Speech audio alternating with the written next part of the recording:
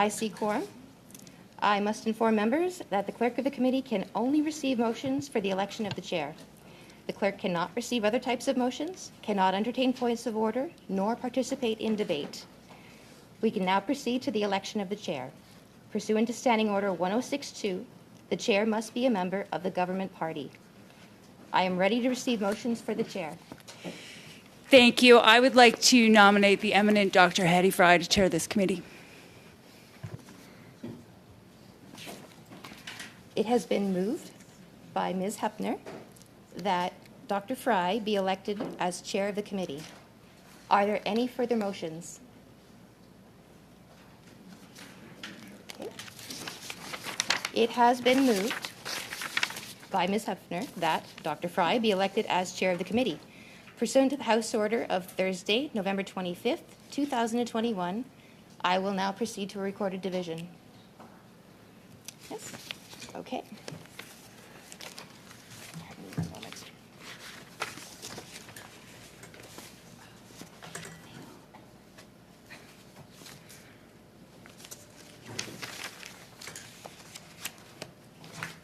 Apologies. Okay. Mr. Biddle. In favor. Mr. Coteau. In favor. Dr. Fry? In favor. It's tough to ask. Ms. Hepner. In favor. Mr. Housefather? In favor. Mr. Lewis? In favor. Mr. Nader? Yes. Ms. Lewis? If you could just say yay or nay. Yay. Thank you. Ms. Thomas? No. Mr. Waugh? Yes. Monsieur Champoux? En faveur. In favor. Julian? En favor. Thank you. In favor. Okay. All right. I declare the motion carried and Dr. Fry duly elected chair of the committee.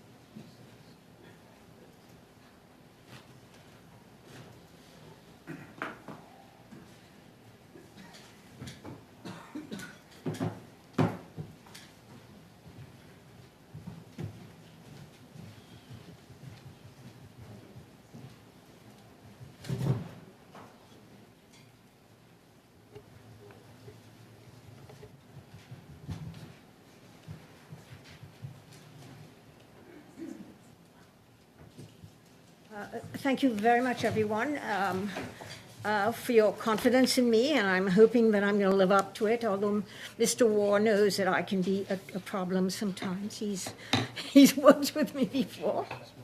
But I think this is going to be a great committee, and now I want to move on with the orders of the day. If the committee is in agreement, I invite the clerk to proceed with the election of the vice chairs.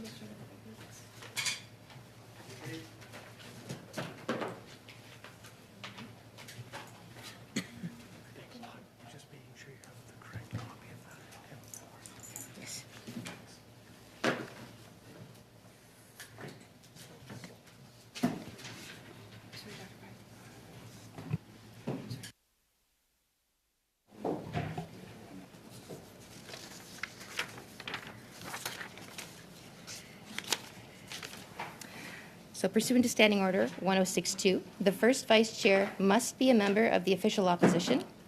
I am now prepared to receive motions for the first vice chair. Mr. Waugh? Thank you very much. Thank you, Chair, and congratulations again to you. I would like to nominate John Nader, MP John Nader.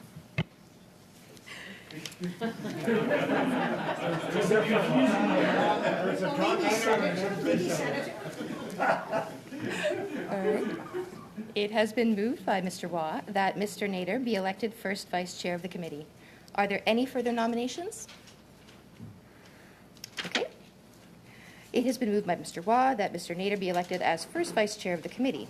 Pursuant to the House Order of Thursday, November 25th, 2021, I will now proceed to a recorded division. Mr. Biddle.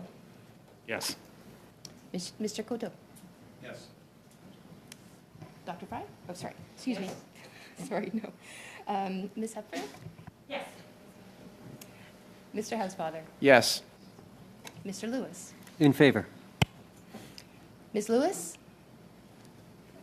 Yes. Thank you. Mr. Nader? Yes. Ms. Thomas? Yes. Mr. Waugh? Yes. Monsieur Champoux? Oui. Yes. Mr. Julian? En faveur. In favor. Okay. I declare the motion carried. Okay, try that again. Sorry, sir. I declare the motion carried, and Mr. Nader is duly elected first vice chair of the committee. Okay, excellent. And then, move along. Conformément à l'article 106.2, le second vice-président doit être un député de l'opposition provenant d'un parti autre que celui de l'opposition officielle. Je suis maintenant prête à recevoir des motions pour le second vice-président. Monsieur Housefather? Oui, je propose Martin Champoux.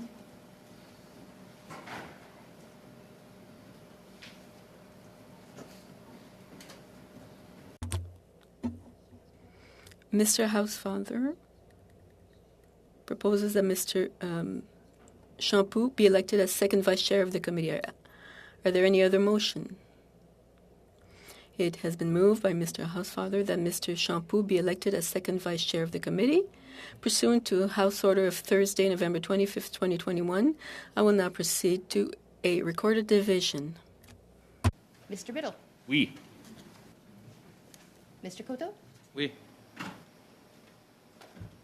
Ms. Hepner? En faveur. Mr. Housefather? En faveur. Mr. Lewis? En favor. Favor? Ms. Lewis? In Yes. favor? Thank you.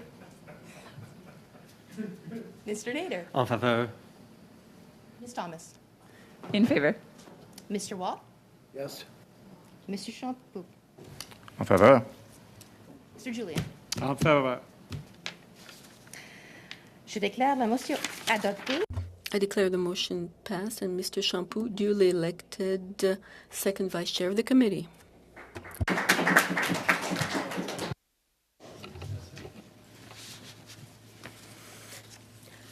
Welcome, everyone, to the number one first meeting of the House of Commons Standing Committee on Canadian Heritage. Today's meeting is taking place in a hybrid format, pursuant to the House Order of November the 25th, 2021. Members are attending in person in the room and remotely using the Zoom application. Regarding the speaking list, the committee clerk and I will do the best we can to maintain a consolidated order of speaking for all members, whether participating virtually or in person. I would like to take this opportunity to remind all participants in this meeting that taking screenshots or photos of your screen is not permitted. The proceedings will be made available via the House of Commons website. Given the ongoing pandemic situation and in light of the recommendations from public health authorities, as well as the directive of the Board of Internal Economy on October the 19th, 2021, to remain healthy and safe, the following is recommended for all those attending the meeting in person. Anyone with symptoms should participate by Zoom and not attend the meeting in person.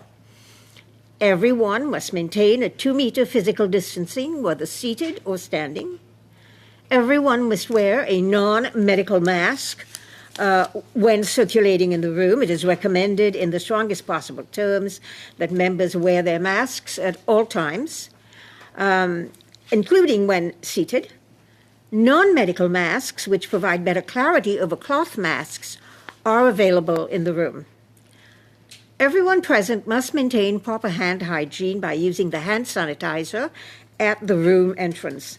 Committee rooms are cleaned before and after each meeting. To maintain this, everyone is encouraged to clean surfaces, such as the desk, chair, and microphone, with the provided disinfectant wipes when vacating or taking a seat. As a chair, I will be enforcing these measures for the duration of the meeting, and I thank members in advance for their cooperation. I would now suggest that as a next order of business, the committee now proceed to considering our routine motions, and I understand Tim Lewis will be putting this forward. Do you all have copies of the routine motions? Thank you. Thank you, Madam Chair. I'm going to read them in straight down. Do we take it a section? You read the motion, and then we'll call the vote on it. Perfect. Okay. I will start with analyst services. That the committee retain, as needed and at the discretion of the chair, the services of one or more analysts from the Library of Parliament to assist its work. The Subcommittee on Agenda and Procedure. That the Subcommittee on Agenda and Procedure be established and be composed of 5 members, the chair, 1 member from each recognized party, and that the subcommittee work in the spirit of collaboration. Meeting without a quorum. That the chair be authorized to hold Point of meetings. order. There is no sound, actually. I can't really hear very well. Have you all got sound? Yes, I have sound, Madam Chair, but I mean, the normal practice is to adopt each of these motions in Yes, turn. I know. But I couldn't really hear what he was saying, so I didn't know that he'd finished the first one. Yes, we will deal with the first one, and then we will go to the second and then the third. Thank you. All right, so now having read the first notice of motion about a 48-hour notice, are there any concerns, comments? First one is the analyst services.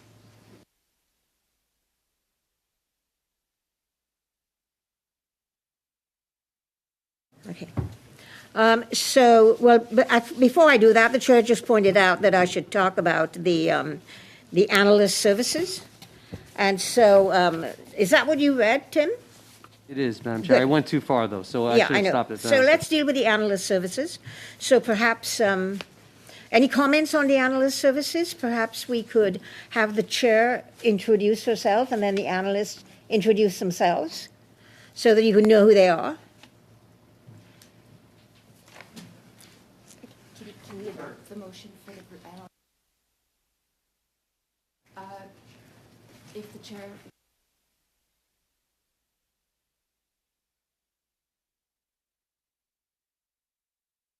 I work.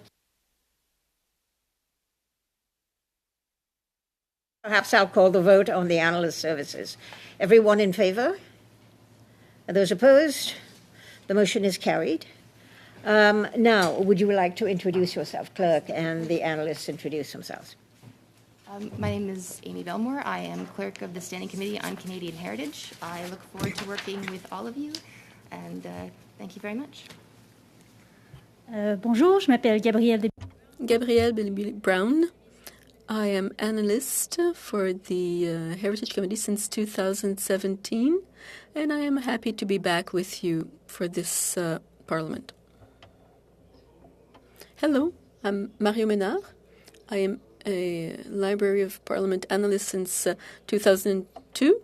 Of Canadian Heritage. Thank you. Thank you very much. Nice to meet you. We will be depending on you a great deal. Now, the next one, Tim.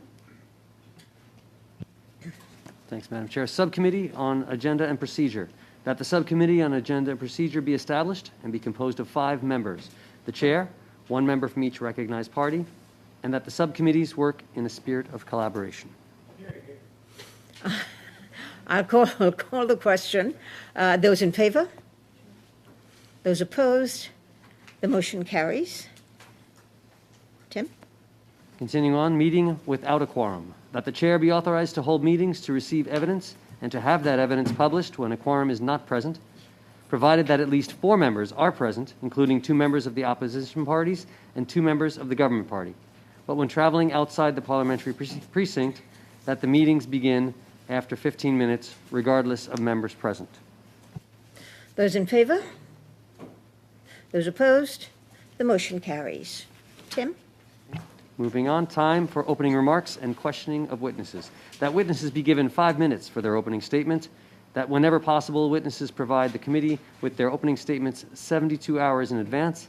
That at the discretion of the chair, during the questioning of these witnesses, there be allocated 6 minutes for the first questioner of each party as follows for the first round: Conservative Party, Liberal Party, Bloc Québécois, New Democratic Party. For the second and subsequent rounds, the order and time for questioning be as follows: Conservative Party, 5 minutes; Liberal Party, 5 minutes; Bloc Québécois, 2.5 minutes; New Democratic Party, 2.5 minutes; Conservative Party, 5 minutes; Liberal Party, 5 minutes. Are there any comments or questions? Then I'll call the question. Those in favor? Those opposed? The motion is carried. Tim? Next section labeled Document Distribution. That only the clerk of the committee be authorized to distribute documents to members of the committee, provided the documents are in both official languages, and that the witnesses be advised accordingly. Those in favor? Those opposed? The motion carries. Moving to working meals, that the clerk of the committee, at the discretion of the chair, be authorized to make the necessary arrangements to provide working meals for the committee and its subcommittees. Those in favor of eating? Those opposed? The motion is carried. The next section, travel, accommodation, and living expenses of witnesses. That, if requested, reasonable travel, accommodation, and living expenses be reimbursed to witnesses not exceeding 2 representatives per organization, and that in exceptional circumstances, payment for more representatives be made at the discretion of the chair. Those in favor? Those opposed? The motion carries. Access to in-camera meetings. That, unless otherwise ordered, each committee member be allowed to be accompanied by 1 staff member at in-camera meetings, and that 1 additional person from each House officer's office be allowed to be present. Those in favor? Those opposed? Motion carries.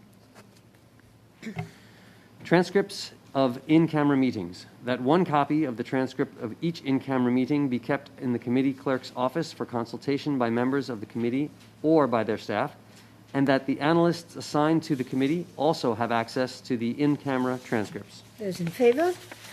Those opposed? The motion carries. Notice of motion. That a 48-hour notice, interpreted as 2 nights, be required for any substantive motion to be moved in committee, unless the substantive motion relates directly to business then under consideration, provided that A, the notice be filed with the clerk of the committee no later than 4 p.m. from Monday to Friday, B, the motion be distributed to members and the offices of the whips of each recognized party in both official languages by the clerk on the same day the said notice was transmitted, if it was received no later than the deadline hour, C, notices received after the deadline hour on non-business days be deemed to have been received during the next business day, and that when the committee is holding meetings outside the parliamentary precinct, no substantive motion may be moved. Comments? Those in favor? Those opposed? Orders of reference from the House respecting bills.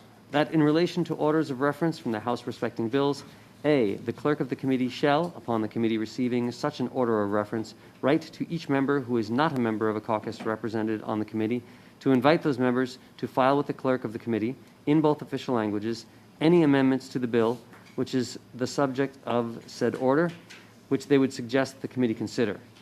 B, suggested amendments filed pursuant to paragraph A at least 48 hours prior to the start of the clause-by-clause consideration of the bill to which the amendments relate shall be deemed to be proposed during the said consideration, provided that the committee may, by motion, vary this deadline in respect of a given bill, and C, during the clause-by-clause consideration of the bill, the chair shall allow a member who filed suggested amendments pursuant to paragraph A an opportunity to make brief representations in support of them. Everyone have any, okay with this? Any comments, questions? No? I shall call the vote then. Those in favor? Those opposed? The motion is carried. Technical tests for witnesses. That the clerk inform each witness who is to appear before the committee that the House Administration support team must conduct technical tests to check the connectivity of the equipment used to ensure best possible sound quality, and that the chair advise the committee at the start of each meeting of any witnesses who did not perform the required technical tests. Questions, comments? Those in favor? Those opposed? The motion carries. And finally, linguistic review. That all documents submitted for committee business that do not come from a federal department, members' offices, or that have not been translated by the Translation Bureau be sent for prior linguistic review by the Translation Bureau before being distributed to members. Any comments, questions? Those in favor? Those opposed? The motion carries. Rappel au règlement, Madame la Présidente. Point of order, Madam Chair. I would like to table 2 motions. If you have finished with the routine motions. One more routine motion, sorry. Ah bon? Mes Oh, pardon me then.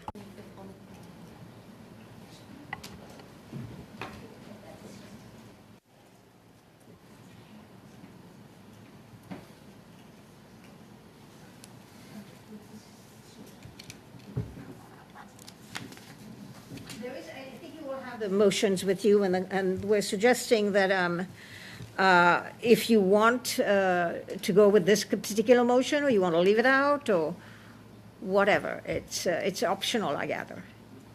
Sorry. Point of order, Madam Chair. Which motion are you referring to? Are you The referring one to the one I publishing online distributed? written responses to questions from the Department of Heritage. Pardon me? Tim did not read this. Madam Chair, I don't believe I had that one. The last one I did was linguistic review. Yes, I know, but Oh. I have this one here, and I wondered about it. You've not seen this? No, absolutely. So that was.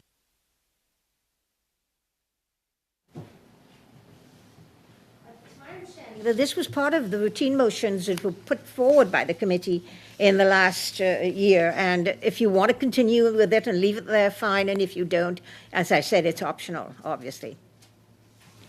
But you don't have it. Oui, je l'ai, moi.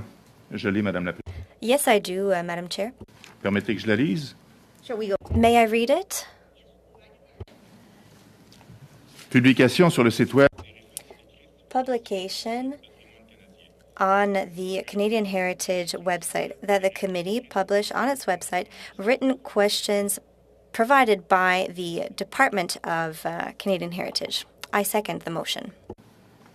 You don't need a second, but those in favor, any questions, comments, discussion on this? Everyone seems fine, so those in favor? Yes? Can we get this in writing? Like, I don't have access to this. It seems I'm the only one, and Mr. Champoux, who have it. I don't think anybody else has it.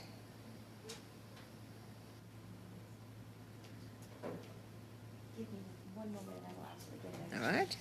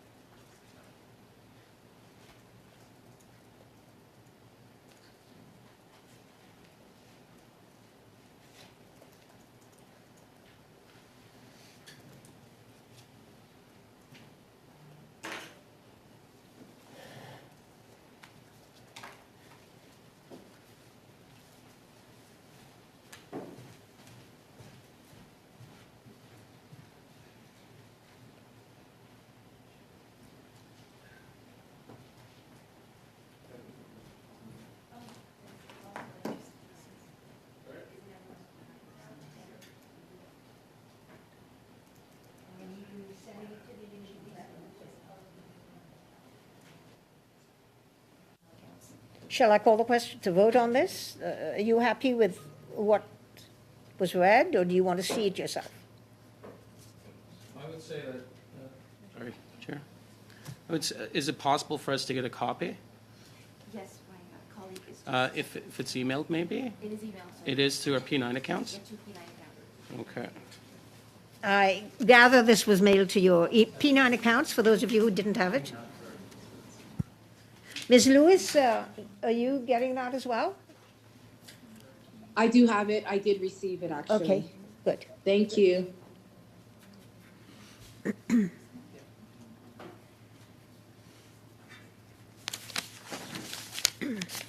Can somebody let me know when you get them so we can go to the question or to comments?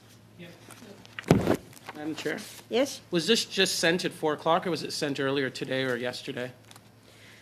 Well, given that I have it on my routine motions, and given that the clerk explained that this had been done as a specific and not as the normal routine motions last time, I think it was put on here as an optional motion. Obviously, we want to consider it, and therefore that's why you don't have it, I don't think. Okay. Considering that we don't have it, can we just maybe, I don't know, recess for a few minutes just so we can actually read it and go through it? Distributing it now. Yes, I have it, thank you. It just came into the inbox now a few minutes ago. Well, So you're getting it on paper? yeah. So can we recess for about 3 minutes just to go through it? Sure, we can suspend for a couple Thanks. of minutes. Point of order, Madam Chair. I have two. Sorry, we're just suspending for a couple of minutes so that people can read this particular motion. Madame la Présidente.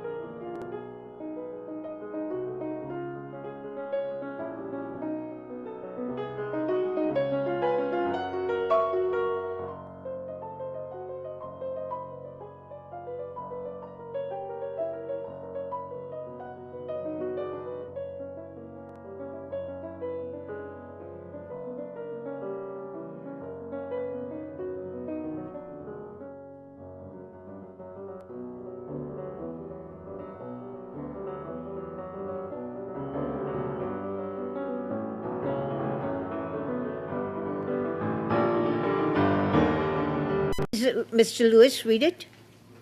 Although Mr. Shampoo already read it. Everyone is happy? Do they remember it? Have you got it all? Can we vote? All right, those in favor of the motion? And those opposed? The motion is carried. And now, you all have motion. Yes, Peter, sorry. J'avais le... I believe I had the floor before the break. Yes, and then Mr. Julian. So, Merci. Pas au règlement, Madame la Présidente. Point of order, Madam Chair. not hearing people on this. Okay. Sorry, Peter, what are you saying? C'est un appel au règlement. It's a point of order because here I have two routine motions which should necessarily follow the consideration of the other routine motions. So I would like to begin by proposing the first. To present as well, is that it? Yes, ils All ont right. déjà été distribués. Yes, they have been distributed to everyone. Okay. Then will you read your motions, Mr. Julian? The first Yes. one? So the first one, that each party represented on the committee be entitled to select one witness per 2-hour witness panel. I propose this routine motion. It comes out of the Health Committee. It was Michelle Rempel-Gardner who proposed it there, and the Health Committee adopted that structure. And it has been very effective in terms of having the diversity of witnesses that are so important to having consideration by the committee of the witnesses for the reports that they're producing. So on this case, it would be a similar advantage for Canadian Heritage. And so I'd like to propose this as part of our routine motions. It goes in and out. Sorry. Okay. All right. We're ready to discuss this motion. Mr. Biddle? Thank you so much, Madam Chair. I was under the impression, and someone could tell me otherwise, that the Whips and House Leaders' offices had agreed that there wouldn't be additional amendments to this. So it's disappointing that we're starting this off already violating that particular agreement. Having been on committees, I know not as many as Mr. Julian. I haven't run into this problem before, and does it create a level of bureaucracy that is unnecessary for the clerks? And now, having dealt with many clerks throughout the years, my 6 years here, it seems to have run well in terms of the witnesses that have been provided. The invites go out. Only a certain percentage of them are accepted. And I doubt we're going to get into too many issues where we're summoning witnesses to appear before this committee. And so I don't understand the necessity of this motion, especially in light of the agreement between the parties before we even arrived here. And I think it is an unnecessary item, and that, in my opinion, the clerks have done outstanding work in my 6 years here, and perhaps Mr. Julian disagrees, and that we're also reliant on the schedules of the witnesses. Mr. Julian may want his witness to appear on Monday, and they may not be available till Wednesday. So do we not have the meeting on Monday in order that there is a partisan list of witnesses that are available? I think the issue is, as long as the members are available to present the witnesses and those invites go out, does it really matter how, in a 2-hour segment, where they appear? And I can't support this motion. Mr. Housefather? Thank you, Madam Chair. Of course, I respect, as always, Mr. Julian's proposal. I think there's a question of proportionality. Historically, committees have had witnesses somewhat in proportion to the percentage of members of the House of Commons and members of the committees they have. This would say that each party is entitled to exactly the same number of witnesses for every study that we do and everything that we do, regardless of how many members on the committee and members in the House of Commons that party has, and I don't agree with that. I would be prepared to think about it in specific contexts, perhaps, but not in terms of a general rule for the committee. I don't think that's a fair rule. Sorry, as a larger party, I don't agree with that. Shampoo? Madam Chair, I appreciated Mr. Housefather's comment because this is saying that this is a practice that could occasionally be used. But I think that it could be problematic as a rule, and I'll explain myself. I heard Mr. Julian talking about how this was adopted at the Health Committee. Perhaps at the Health Committee it was appropriate at a committee like that, but here at Heritage, sometimes we deal with files that deal with Quebec or with the Francophone community, and such studies can be much more interesting for Bloc members or Francophone members, and in those cases, witnesses could be disproportionate, and that would be appropriate instead of having the proportionality proposed by Mr. Julian. So I would have a problem voting on such a motion today. I can't support it today, but I'm not closed off to discussing it in the future. I don't think it is well suited to the Heritage Committee, though. Thank you. Mr. Julian? Merci beaucoup, Madame. Thank you very much, Madam Chair.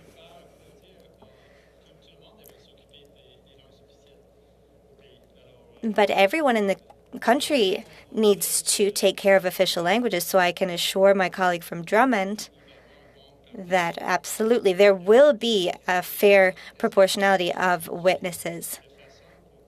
This motion proposes that the witnesses reflect a minority parliament. That was true for the Health Committee, and there will be other committees which will carry this motion.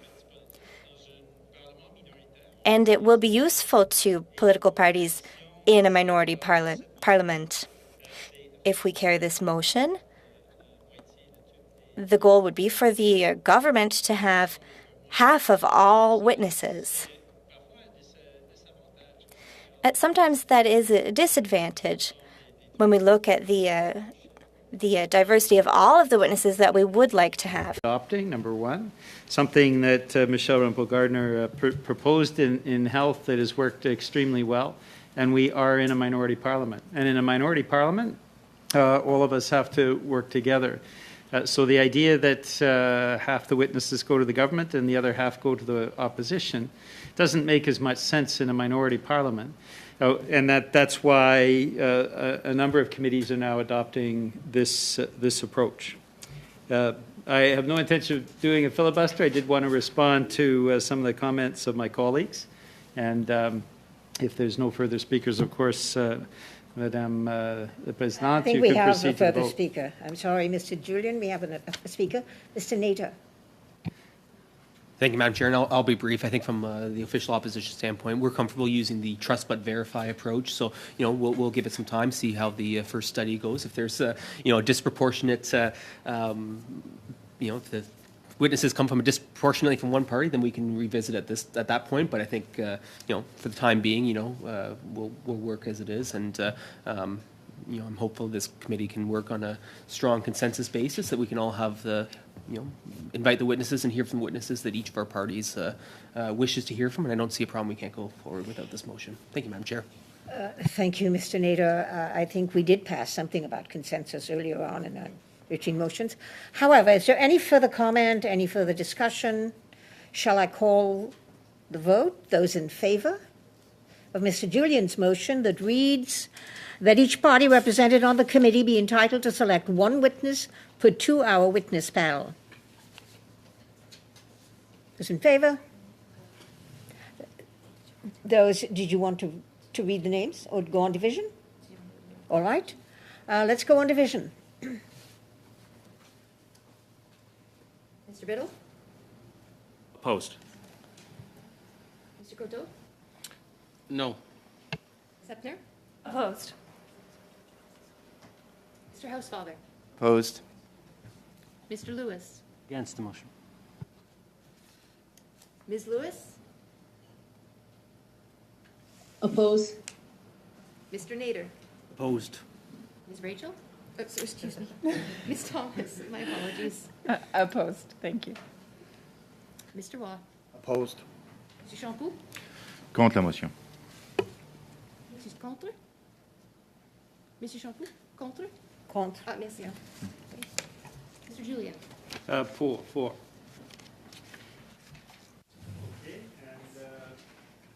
I think we have almost unanimous opposition, so I would say that the motion fails.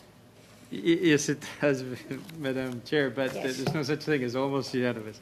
I think some people said that they would want to look at it again. It was defeated by an overwhelming margin. I Yes, think it we could was. say that Yes. fairly. We would agree.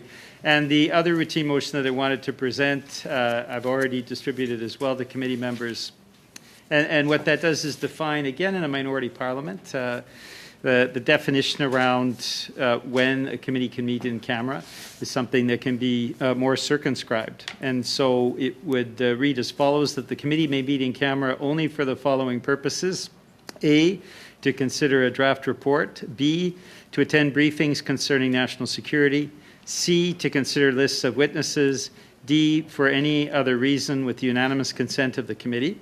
And that all votes taken in camera, with the exception of votes regarding the consideration of draft reports, be recorded in the minutes of proceedings, including how each member voted when recorded votes are requested. And so this, the intention of this routine motion, Madam Chair, is simply to reduce the amount of time that's often taken in a minority parliament discussing when a committee should go in camera. By having this limited list, what it does is save time for the committee, and it means that essentially we would be going in camera only for those reasons. Of course, that doesn't preclude at all unanimous consent of the committee to do so. So I so move. Any discussion, debate, comments? Mr. Biddle. Thank you so much, Madam Chair. And again, concern in terms of, this was something that was already discussed in terms of the routine motions the parties would agree to, but I have seen this motion in other committees before, and especially in a minority parliament, I don't see the benefit. It's not like the government and the government members can force everything into in camera, and I think there's an agreement on all sides.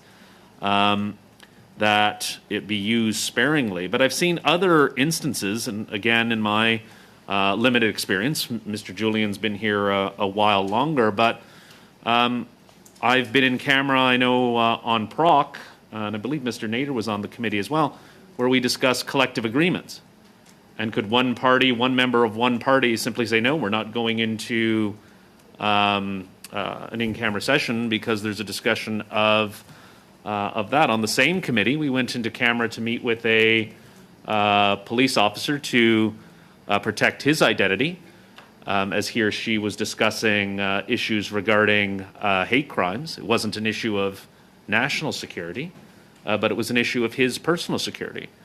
And why would we allow one member to be able to prevent that witness from speaking? And so, again, the government can't impose its will that everything be in camera and to hide things that are unnecessary, but we're, in carving it out and being so specific, we're giving opportunities, including for the government, if the opposition wants to hear from a particular witness on an issue of security or something where they need to have their identity protected, one government member could say, well, no, it needs to be out in the open. And so I think we're setting it up for failure and potentially preventing witnesses from being heard who should be heard in camera. Mr. Housefather. Thank you, Madam Chair. Basically, to me, the core issue here is what the motion would do is it would take away the right of the majority of the committee to ever vote to be in camera and subject that to the whim of one person on the committee at any time. And I don't agree with that. I think that in camera meetings should be used sparingly.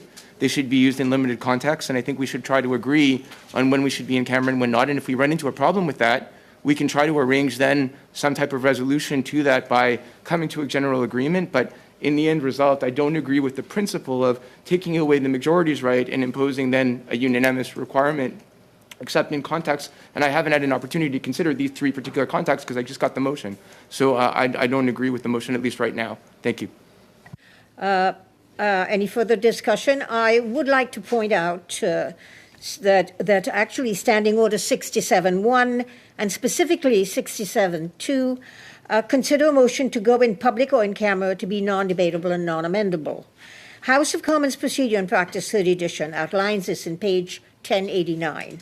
Any member may move a motion to go from sitting in public to sitting in camera and vice versa. The motion is decided immediately without debate or amendment. So obviously this is a practice that is Mr. Julian's motion is going to actually cancel that right.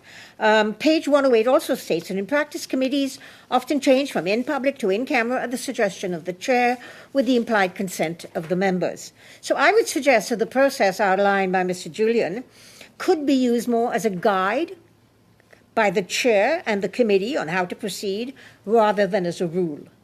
As members know, committees may adopt procedural rules to govern their proceedings, but only to the extent that they respect the higher authorities, particularly the standing orders. And I just read you the standing orders. So I would rule this motion out of order, so to speak, because of those decisions as it goes against standing orders.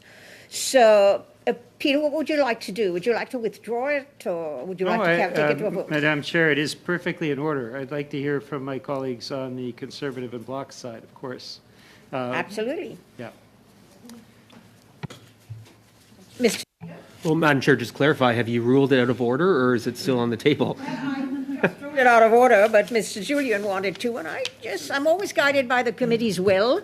If I get nobody objecting, I will continue to sort of let this, because it's kind of like a... Madam Chair, shouldn't the process, I'm so sorry to intervene, but shouldn't the process then be, since you've ruled it out of order, Mr. Julian should move to overrule your ruling, and then there should be a vote on that? Point of order, Madam Chair. I think as a collegial approach, hearing from my colleagues on the Conservative and Bloc side, I think would be helpful to all of us and instructive to all of us. I think if their feeling is similar to my colleagues on the Liberal side, that is a different a road for me to take than if they are supportive of the motion. Well, given that I ruled the motion out of order, I guess you are challenging the chair, and therefore let us hear from others. Do you agree or not agree? Madam Chair, would you mind?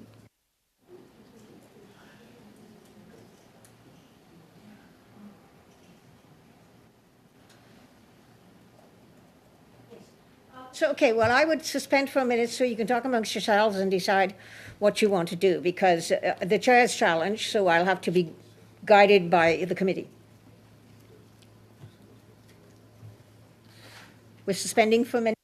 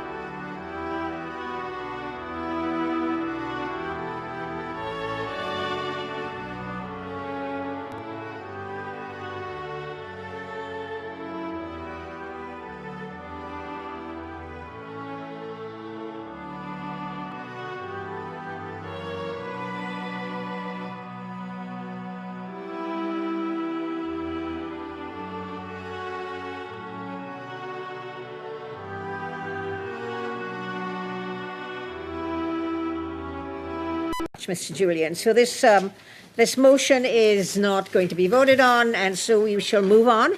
Monsieur Shampoo.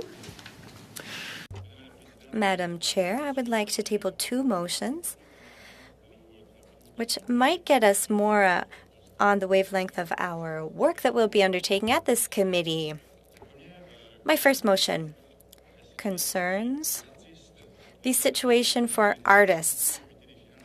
And they were often spoken about at FINA over the past days. But artists are also concerned by our work here at the Heritage Committee because we can study the status of artists law. There's one in Quebec, so I'll read the motion for you. That pursuant to Standing Order 1082, the committee undertake a study about the Status of Artists Act, and that the committee invite Canadian Heritage officials, tax experts, and other experts, and that the committee hold a minimum of 4 meetings, and that it send a report to the House. The interpreter did not have a copy of that motion. Thank you very much. There is a motion on the floor by Mr. Shampoo. Does anyone want to comment? Mr. Lewis? Thank you, Madam Chair. Just a point of clarification. I thought the translation came up as a minimum of 4 meetings, and then written down was a matter of a minimum of 2 meetings. Just want to know if I got a clarification. I'm sorry, my thing has gone off again. I can't hear a word. Sorry. I'm sorry, I'm just hearing you from the end of the room. Ah. Can you repeat what you just said, Tim? Je pense qu'il a trouvé la réponse. I read from the wrong side. I think he found the answer. Yeah. I'm okay. Thank you. You good? Okay, thanks. Any comments? Clarification, Mr. Housefather? Oui, Yes, Madam Speaker. Can you hear me now? Okay, perfect. But generally, I'm in favor of what my colleague Mr. Shampoo is proposing. But in fact, I think we also would have things we'd like to propose to that effect regarding, for example, the sports sector and other heritage sectors outside of the cultural sector. Perhaps, Madam Chair, we could all be given the opportunity to submit our ideas before a fixed date, and then the subcommittee could entertain all suggestions to that effect and discuss the different options. But I fully agree that our first study should be on that topic. If Mr. Shampoo and other committee members agree, I would therefore like for the subcommittee to make a recommendation based on all of our ideas, and we could hear that recommendation in January. Madam Speaker? Mr. Nader? Sorry, excuse me, Mr. Shampoo. Thank you, Madam Chair, and thank you, Mr. Housefather, for that suggestion. I think that would be an approach that the opposition would, or the official opposition would agree to. I know we have a number of studies that we would be interested in undertaking, and frankly, they actually dovetail somewhat nicely with some of the suggestions from Mr. Shampoo, so we'd be willing to work on that. But there's obviously certain things that we'd like to see included as well. So I think the suggestion of submitting all of our suggestions by a certain date, having either the subcommittee or the full committee, frankly, it doesn't matter to me one way or the other, have that review with committee business at some point at a future meeting. Thank you, Mr. Nader. We have a motion on the floor, actually. That's Mr. Shampoo's. Now, if Mr. Shampoo would like to withdraw it, and we could then entertain another motion like Mr. Nader's, because I notice everybody nodding their heads around the room. So am I getting a consensus here from the crowd?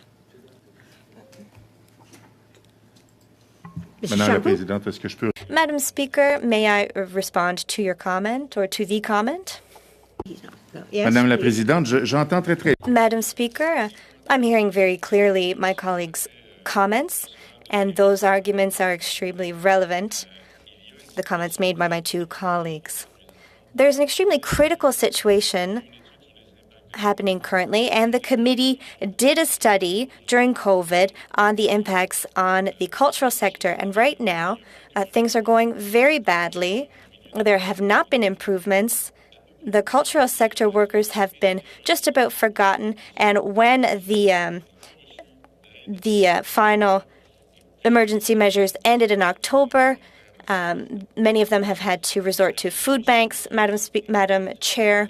So this motion for this study would aim to stop these workers in the cultural sector to find themselves in dire straits as they're experiencing right now. These are women and men who are not eligible for employment insurance. And I know that that's not something that is under the purview of our committee, but these people are concerned under our mandate, and this is a recurring problem that we would try to study. I also agree that we could add in people who work in the sports sector and others in our communities. I'm fully open to that. But I believe this is a study that we must adopt as a priority at our committee. Thank you, Mr. Shampoo. I think what I'm hearing, though, is that everyone would prefer for this to follow the procedure set out by sending it to the subcommittee on procedures. I think everyone is agreeing with the substance of your motion, but they want to amend it, they want to improve it, they want to increase it, but there are other amendments out there, other motions out there that haven't been considered by this group, and was there. Everyone seems to be nodding when the suggestion was made not to remove your motion, but to send all of the motions to the subcommittee so that they can consider it, and then we can deal with the motions from the subcommittee. Does that sound like a sort of an answer to the bit of a problem here? Yes, Mr. Shampoo, are you in agreement Ça me with that? convient. Yes, that suits me. But I would also like to propose all the motions to the subcommittee. Thank you. Thank you. And now, Mr. Shampoo, you wanted to say something. The second motion that I had tabled, I imagine it will be the same thing. Should we all send in our ideas and the subcommittee will deal with them as you propose? I would like to say that the next step we have to take now is to set a date and a time for those motions to be considered by the subcommittee and sent back to the main committee. So I don't even know if we have the subcommittee composed yet. I don't know who's going to be named from the different parties for their subcommittee. Obviously, you are, Mr. Shampoo. But I think the bottom line is if we can do that, send everybody's motions, set a date. What we need to do now is to say that all motions should be sent by a certain date to the clerk for the subcommittee to consider. Can we do that? Would somebody like to do that? Move that? Get a date. Not December the 25th, please. A date? Any suggestions? Because we need that to move forward. Yes, Mr. Shampoo. Je pense que nous avons... I think we have a meeting this Wednesday. Do you think we would be able to set up the subcommittee before that meeting? I would have to defer to the parties to see would that be possible? Would you like to, again, suspend and discuss it amongst yourselves? And let's get a date. I'll suspend for about a minute for everyone to discuss what they want to do. We're suspending.